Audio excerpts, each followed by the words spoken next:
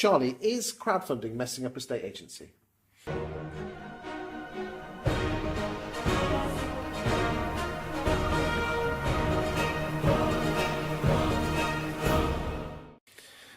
I think it's trying to, along with all the other things that have tried to mess up estate agency in the last 20 years. See, if I see the word disruption or disruptive on property industry one more time, I will scream. Yeah, quite right. The thing that all of these new approaches and new ventures with big backing, the thing that they all get wrong,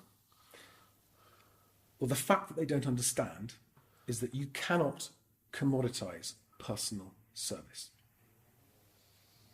That's what they're all trying to do. They're going, there's a big industry, lots of people, Lots of money, a lot of money flying around. And they're all missing the point. Yeah, but Purplebricks have done a good job, haven't they? At what? Well, they've spent millions and millions and millions of pounds, and they've got 1.8, 1.9% market share. Mm-hmm. They're doing really well, aren't they?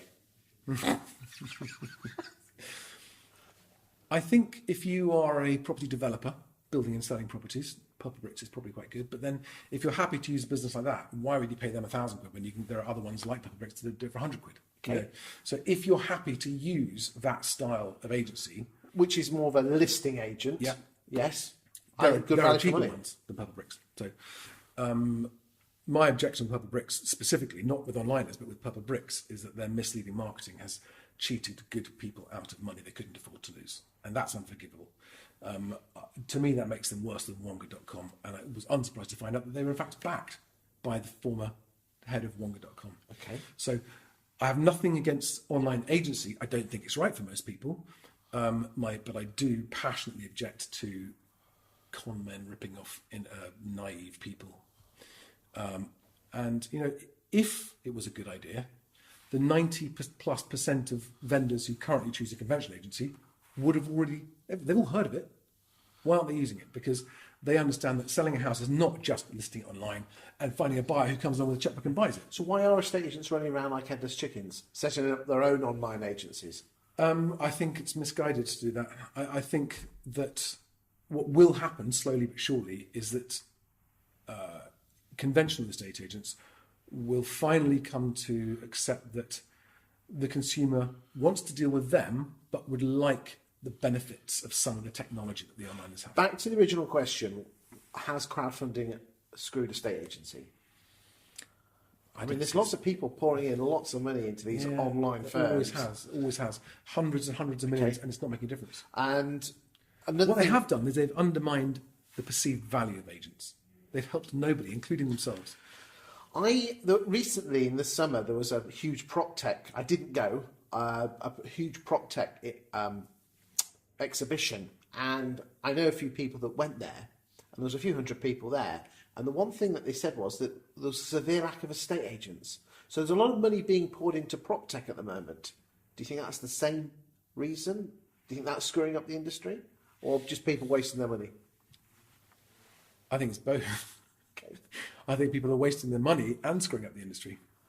Okay, so why do you think people are pouring money into prop tech at the moment? Because, you know, you have to go 1 week, and in property industry, there's so much million raised for this and so many millions raised for this app, and oh God. And I can tell you, I mean, 20 years ago, I was one of those people, right? And what I thought was selling a house is just finding a buyer. That's what most people think selling a house. Well, it isn't, is it? We know that, but until you've worked in the industry, you think that, well, my house is, you know, the first mistake people think is a house is worth the same no matter who sells it. That is consumer mistake number one. Really? Yes. Go on. So they assume that whether I list my house with one agent or another, it's worth what it's worth and I'll get the same price. Now, they'll quickly be disavowed of that mistake. But that's the first mistake they make. The second mistake they make is that all agents have an equal chance of selling it. Okay, some properties are harder to sell than others, and a really good agent will sell it for you quickly at the best price, and a really crap agent will just leave it sitting there on the books. But the public doesn't know that until they've tried an agent. And then it's too late. Yeah, and then it's too late. Do you think that's why we agents are not looked at particularly well in the industry, in the world? Well, that is the question I have been asking myself for 20 years. Why is it such a misunderstood industry? And the reason is this. I think that residential agents, especially in sales, are the messenger that gets shot for delivering the truth, which is your house is not worth as much as you think, or you can't afford the house you think you can. So most consumers end up looking on Rightmove at houses in their street that are listed at an optimistic price, going, "Oh, that's what my house is worth." Well, it's estate agents overvaluing. Yeah, and that's... So we're almost creating a rug for our own back, aren't we? If you've got a client who believes one overvaluing agent, and you are an honest agent that knows you can sell a house and want the instruction, I can see why it happens. It's unfortunate, but I can see why it happens. And it's a cycle that's got to be broken. But unless you're an agent with a great reputation that says, "Look, I'm here the longest, I've got the best, my conversion ratio of instruction to sold is higher than anyone else, so you should trust me. Your house isn't worth that much, it's worth this much. And if you accept that valuation, I will sell your house. If you want to sell it for that, choose someone else." Yeah, but most agents don't want to do that. They haven't got the ball. Some say they haven't got the balls. Some say are worried, well, I need it on the books. You have to have it on your books to sell it, so we can always get the price down. Yeah, I know. It's a real problem for everybody, that problem, because if you take on a property you can't sell, it's just costing you money anyway. So what do you think is the answer?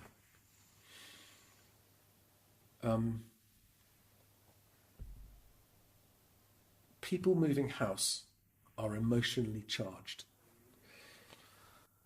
on all sides of that transaction, and selling or letting. Right? If you look at a private owned, like a private landlord that uses an agent and they need to rent the house. I'm not talking about professional landlords. And so therefore, from the get-go, as an agent, you are dealing with people who aren't thinking straight. Because there's emotion involved, not logic. Exactly. Not only emotion, there's optimism involved. Mm-hmm. We think a house is worth this much, therefore once paid off our mortgage, we've got this much money left. In truth, it's probably half. And so suddenly that person's perception of their own net worth is chopped and you've just shattered their dreams of where they think they're going to live. So there's no simple, easy answer to that solution, to that problem. So this is why I think agents are the industry cannot go to the public and say, "You're all dreamers and you're upset, so you're not thinking straight." And meanwhile, we've got all these money people throwing money into the industry who've got not a Scooby about the industry itself because they think it's just finding buyers, and it isn't. It's everything else that goes through it. I sat down by complete coincidence, I went to dinner with friends, this is quite a few years ago now, with a girl who was the chief executive of the world's largest online dating site. Right? Bright girl, big job, the world's biggest dating site. This is pre-Tinder days. And she said to me, agents are going to be put out of business by an algorithm. And I said, "What do you mean?" She said, "House prices are trackable. It's all numbers. You can predict it, project and everything else. You will be able to just list your property online and the buyer." And I said, I remember being absolutely gobstruck that someone with a role like that, with as much qualifications she had, could miss. And I remember saying to her, the thing you don't understand about agents is it's the only industry in the world where the industry generates its income from brokering a high-value transaction between two emotional parties, right? And so you can't apply logic. You can't apply algorithms to that. You're managing emotions. You're managing disagreements between partners selling the same house. You're managing a buyer and a seller who fall out with each other over the shower.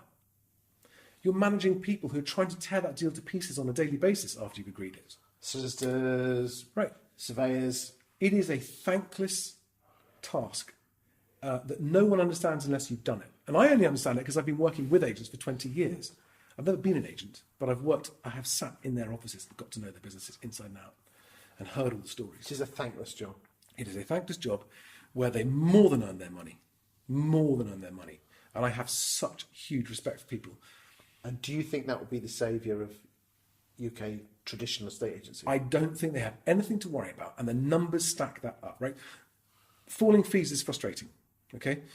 And it's annoying when the onliners come along and go, "Hey, you don't need to pay that much, just pay this much." And that just doesn't help anybody. Hasn't even helped the onliners themselves, because none of them have hit the targets they want to do it. But if you look at the numbers, 20, 30 years ago, private sales, 5%. And all that the online sellers have sort of taken over that space. They've just given a platform with the private sellers. But 95% of sellers are still choosing of their own free will, even though they've seen the silly adverts, to go down the road to a conventional agent. And for that reason, I genuinely think agents should just not worry about it. And to get on with what they're Just good at. focus on giving the customers that have instructed you the best service you can. And there's no better way that you can build your brand and reputation, which is the number one source of new business, than just doing that. Just be great at your job, and the rest will take care of itself. That doesn't answer, look, how do I win instructions off the glossy, shiny agent up the street who's sucking everyone in with their marketing when I know that I'm better than them? The only way to solve that problem is to take the long-term view of building a reputation that this guy took care of me. And that's the big thing. Us humans don't like playing the long game. No. And that, if I may, that's why Best Agents partnership with FIFO is particularly exciting, because when with FIFO integrated to Best Agent, what that means is that a small but very good agent who doesn't have time for filling out forms and doing that kind of stuff will automatically start to get, because FIFO is linked with Google yes. reviews. And this will get their feedback from them automatically. And they'll get their 4 and 5 star reviews posted on the website automatically if they've got our website. And what will happen is, without that agent having to do anything at all, their visibility on Google will gradually rise for the right reason, which is their customers say that they do a great job. And if that happens across the industry, that helps the consumer, because it helps them identify the good agents, not just the ones that are spending the money on marketing. And it helps the agents, the ones that deserve to stand out, helps them stand out. Brilliant. John, thank you. You're welcome.